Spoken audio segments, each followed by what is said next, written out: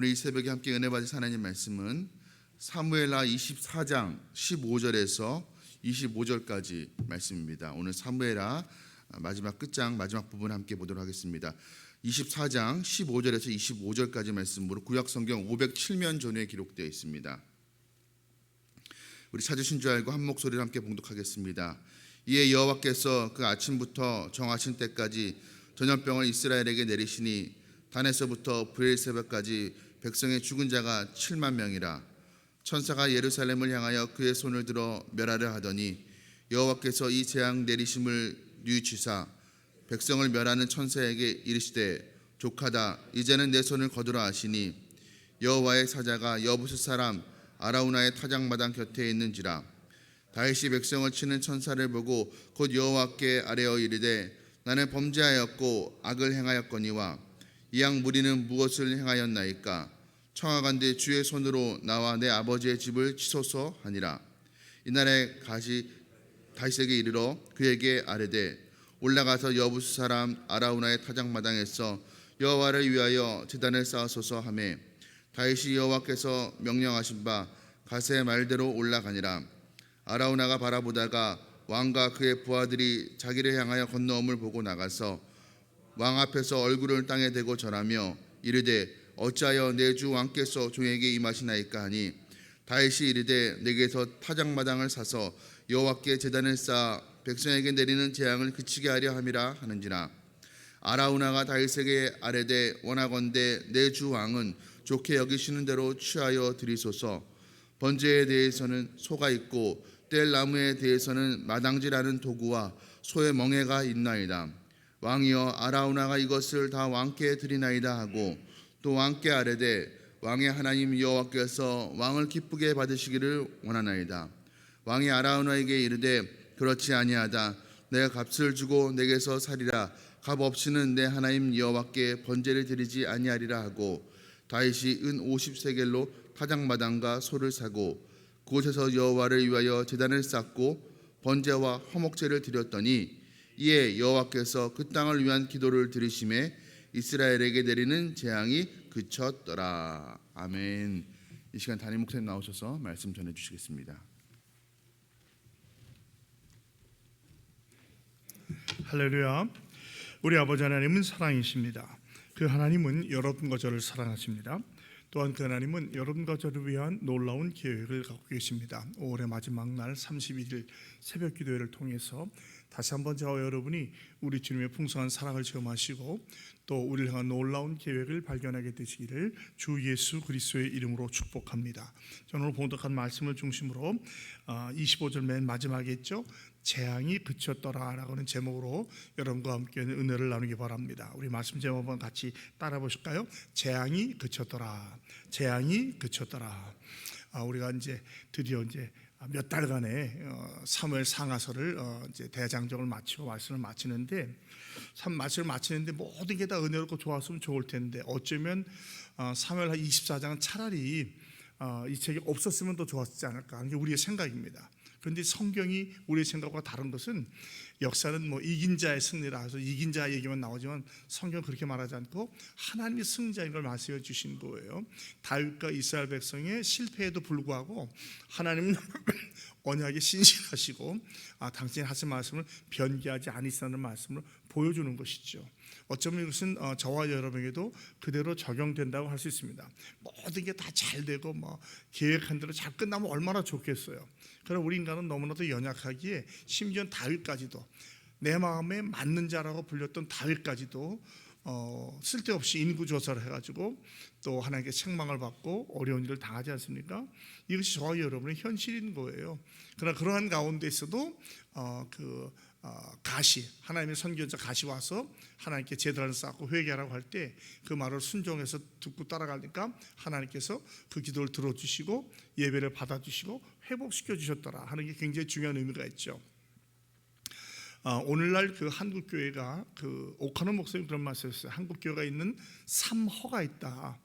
그것은 뭐냐면 허세, 허수, 허상이다. 허세라는 것은 재정을 말합니다. 우리 교회 재정 이런 교회 빵빵한 교회야. 허수, 우리 교회 출석 교인이 뭐 몇만 명이야. 허상, 우리 건물 이런 건물이 있어라고 많이 자랑한다는 것이지요. 부끄럽게도 우리 목회자들이 종종 만나면 그런 얘기를 많이 해요. 뭐 헌금이 얼마나 됩니까? 추석교는 얼마나 됩니까? 건물은 어떻습니까? 이런 상태를 물어본다는 것이죠. 그런데 이것은 사실 하나님께서 기뻐하시는 건 아니거든요.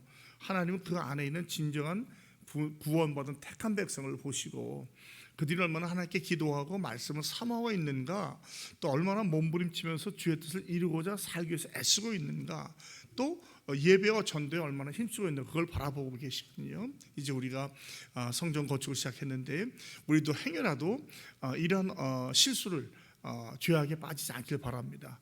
뭐 건물을 누구한테 내게 사는 것도 아니고, 뭐 또 재정을 또 우리 뭐 이렇게 뭐 이만큼 있어 하는 것도 아니고, 또 우리가 뭐 사람이 뭐 이만 모여, 그게 중요한 게 아니라는 것이죠. 얼마나 주 안에 그 주님의 택한 백성이 하나님께 예배하느냐, 그걸 말하는 건데요.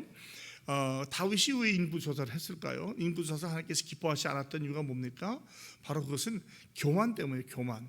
하나님을 의지하지 않고, 다윗이 전쟁해가지고 자기 힘으로 이긴 게 어디 있어요? 항상 하나님이 도와주셨는데 그걸 망각하고 도대체 나를 지켜줄 사람이 몇 명이나 있냐 했더니, 출애굽할 때 장정이 60만이었는데 그래 이스라엘의 80만, 유다의 50만에서 130만 명이 된 거예요. 거의 배가 넘은 거 아니에요? 또 다른 데 보면은 거의 뭐 한 180만까지 갔다고 그래요. 그러니까 이걸 보고 혹시라도 다윗은 그럴지 몰라, 이 정도면 나도 이제 됐다. 이 당시 이 정도면요, 우리 대한민국에 좀 보통 군인이 60만 대군이잖아요. 60만 대군. 지금 60만 대군이라 하는데 이 당시에 130만이었으면 얼마나 군인이 많은 거예요. 그런데 문제는 뭐냐면, 사람은 그런데 특히 다윗도 그걸 배웠는데 하나님을 의지해야 되는데 사람을 의지한 거예요. 그러니까 하나님이 기뻐하시지 않는 거죠. 이 모든 일이 사실 큰 그림을 보면 하나님의 구원의 역사 가운데 있어요. 어제인가요? 그 1절 말씀을 보면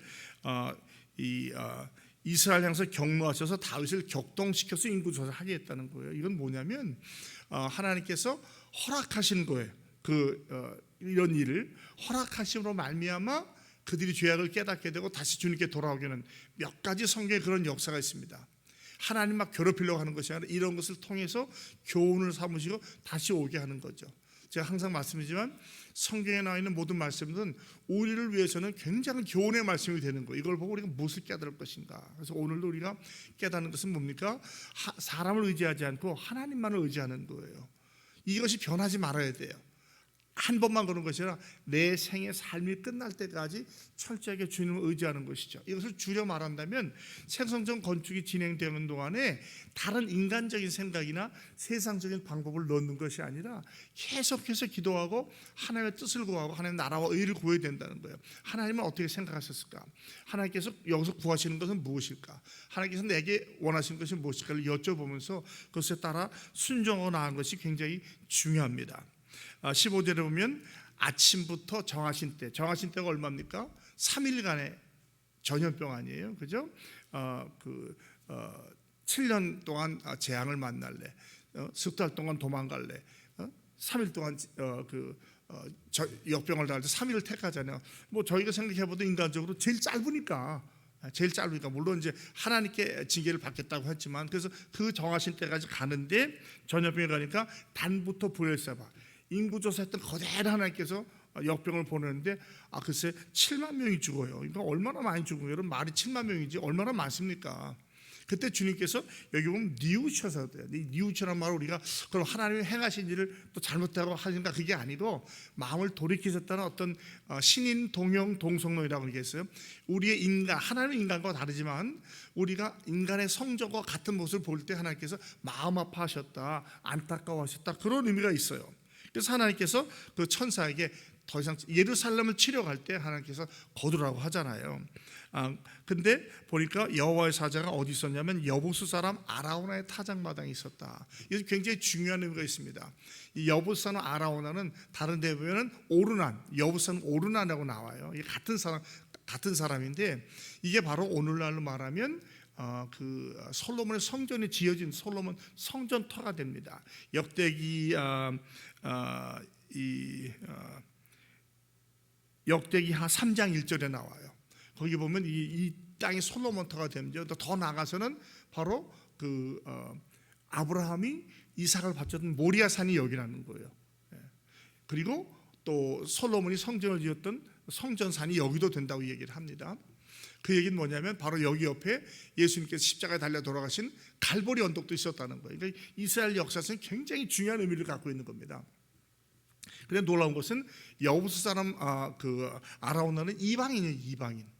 이방인임에도 불구하고 하나님께서 그 앞에 서서 거기서 받은 예배를 받아주시고 결국에는 성전에 지어지게 한다는 거죠. 그러니까 주님의 마음에는 이스라엘만 택하겠다는 마음이 없어요. 이 창세기부터 계속 보면 주님은 사실은 뭐 이스라엘만 택하고 어디는 이방인 그런 마음이 없습니다. 주님의 마음은 누구든지 다 예수 믿으면 구원 받는 거예요. 단지 이스라엘을 제사장 족속 삼아서 그들을 통해서 구원의 역사를 이루어 가신다는 것이죠. 그러니까 이스라엘들이 사람들이 지금도 그 보수파 이스라엘 사람들은 자기들이 아니면 뭐 우리 같은 사람은 할례 받지 못한 인간들은 필요 없다 이렇게 얘기를 해요. 근데 굉장히 잘못 알고 있는 거죠. 하나님의 마음은 그것이 아니었습니다. 인류 전체를 구원하는 것이 하나님의 마음이었거든요.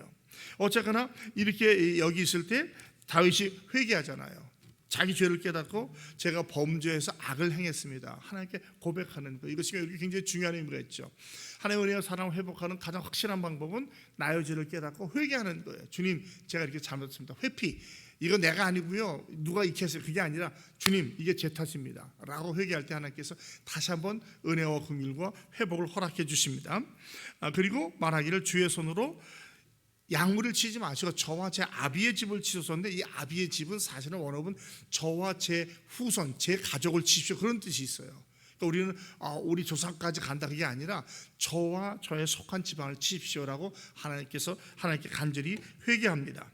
그때 하나님께서 그 이전에 보냈던 세 재앙 중에 하나를 택하였던 그 갓이라고 하는 하나님 갓이 아니에요. 그냥 GAD, 영어로 하면 God라는 사람을 보내주죠. 그래서 뭐라고 말합니까?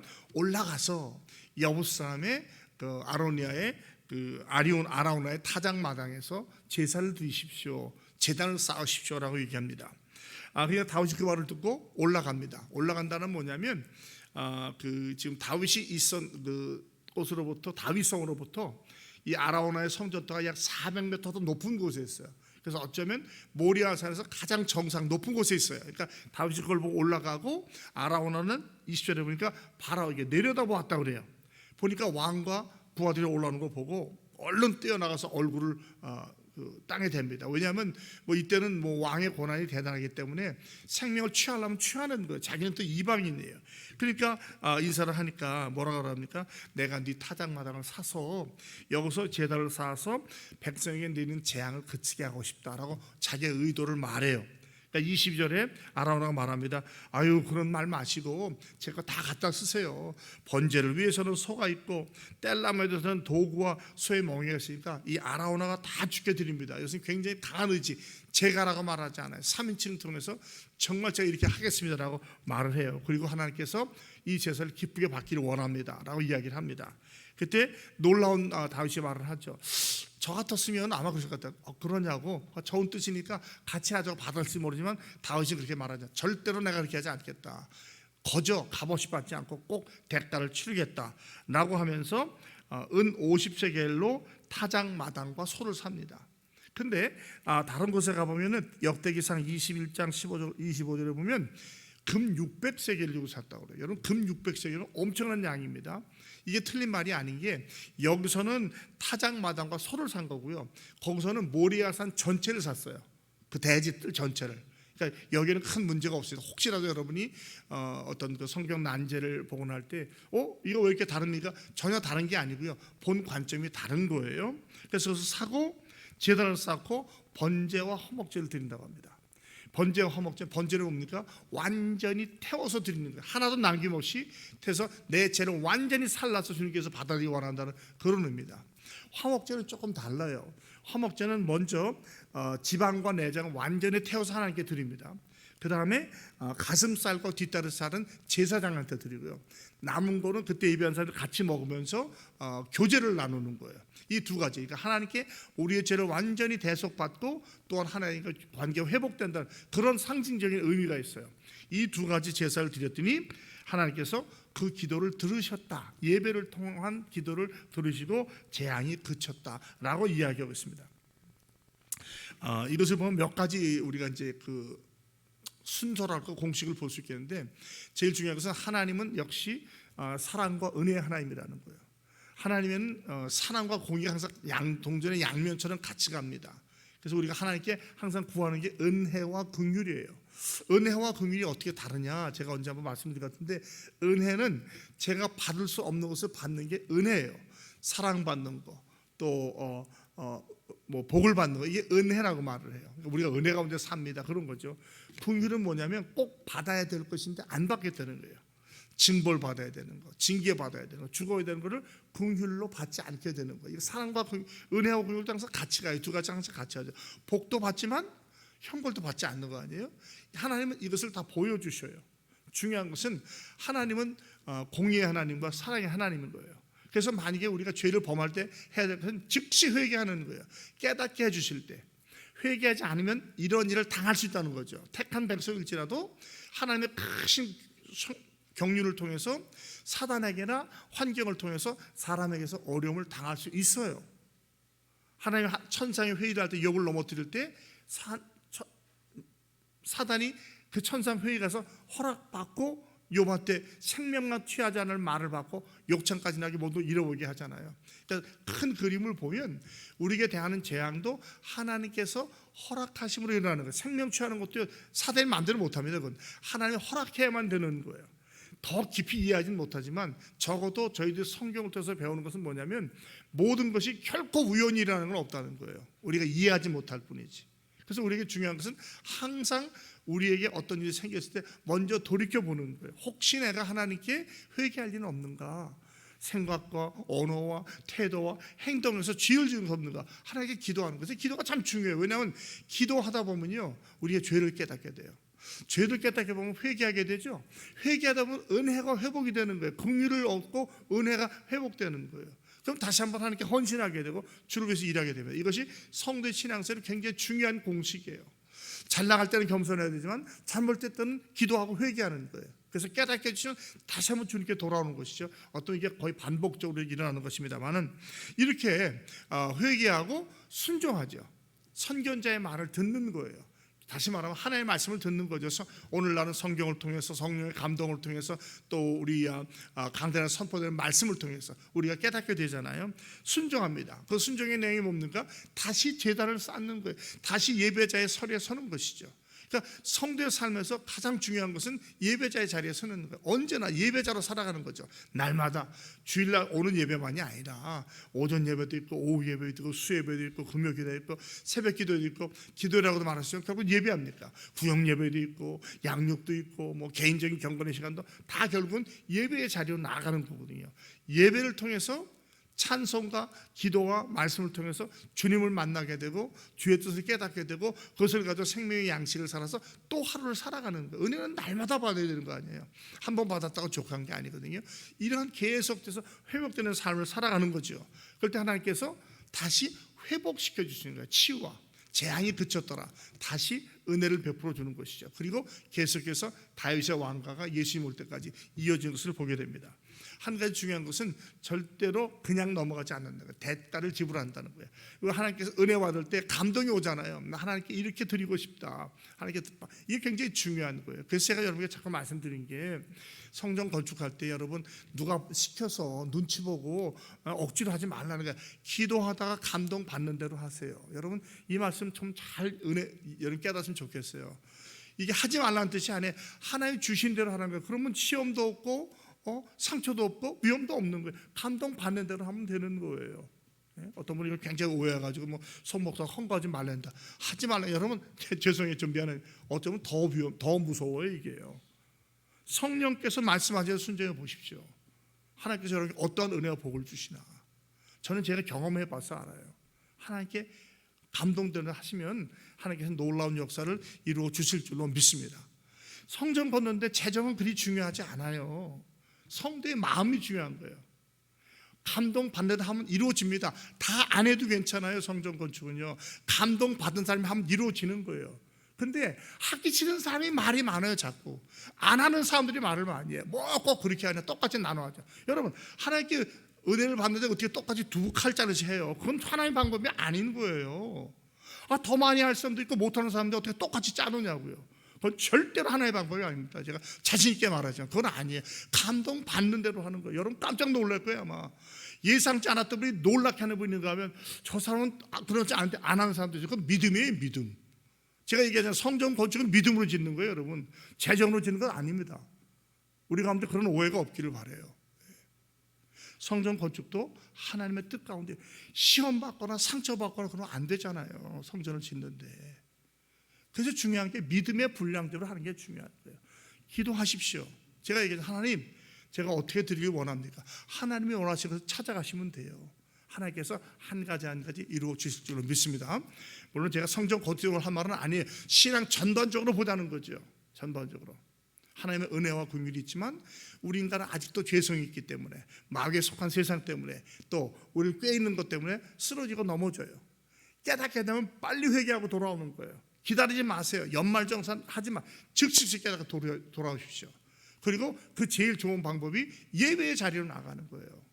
여러분 예배를 안 나온다거나 예배에 집중하지 않는 사람은 신앙이 굉장히 위험한 거예요. 그러니까 강단에 이렇게 서서 보면 이 사람이 예배하는가 하지 않는가 알 수 있어요.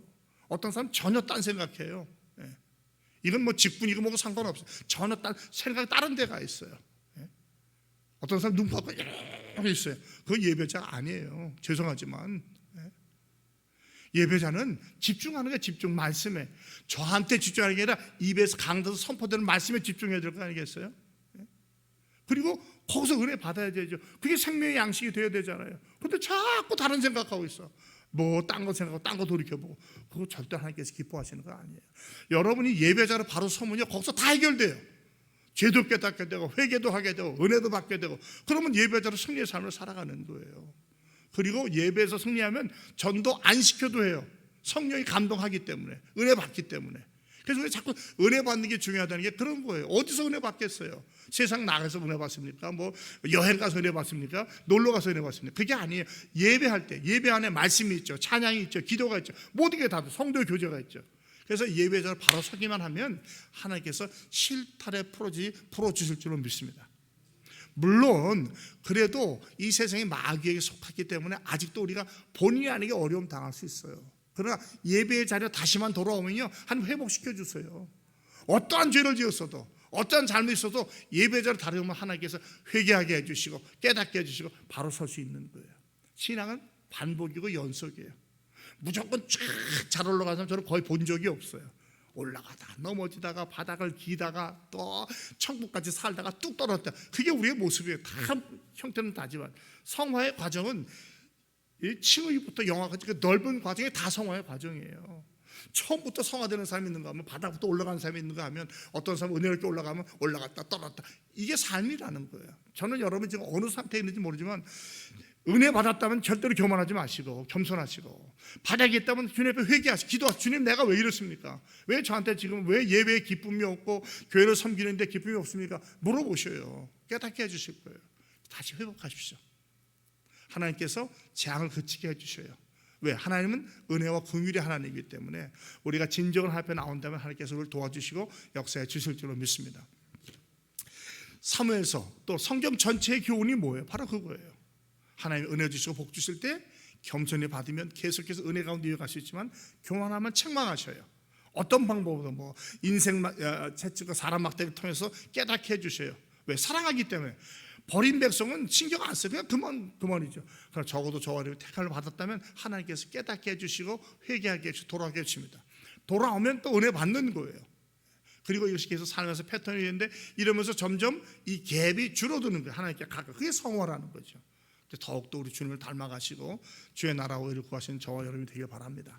개인의 경건의 시간인지 새벽 기도의 시간인지 또 뭐 구역 예배나 가정 예배든지 항상 말씀과 찬양과 기도로 예배자의 삶을 삶으로 말미암아 하나님을 기쁘시기에 이웃을 행복하게 된 삶을 사시는 저와 여러분이 다 되시기를 예수 그리스도의 이름으로 축복합니다. 하나님 오늘 말씀을 통해서 죄악된 우리의 삶에도 불구하고 주께서 깨닫게 해주실 때 돌아오기만 하면 회복시켜 주시고 은혜와 긍휼과 자비를 베풀어 주심을 보게 하시니 고맙습니다. 하나님, 우리가 지금 어느 상태에 있는지 모르지만 항상 은혜 받을 때는, 잘 될 때는 감사하게 하시고, 혹시 어려운 일을 당할 때는 우리가 회개하시고 하고 기도하게 함으로 말미암아 하나님 앞에 바로 설 수 있도록 도와주시옵소서. 무엇보다도 진정한 예배자가 되길 소원합니다. 말씀과 기도와 찬양과 아름다운 성도의 교제와 또 섬기고 봉사를 통해서 주님께서 기뻐하시는 예배자 삶을 살게 하시고, 그 예배자 삶을 통해서 모든 것이 은혜롭게 흘러나올 수 있도록 도와주시옵소서. 꿈꾸고 기도하는 성전 건축도 인간의 방법이 아닌 하나님의 방법으로 하나님께 기도하고 주의 뜻을 구하면서 하나하나 이루어가는 인천중앙의 모든 성도 여러분들이 다 되게 하여 주시옵소서. 예수 그리스도의 이름으로 축복하며 기도합니다. 아멘.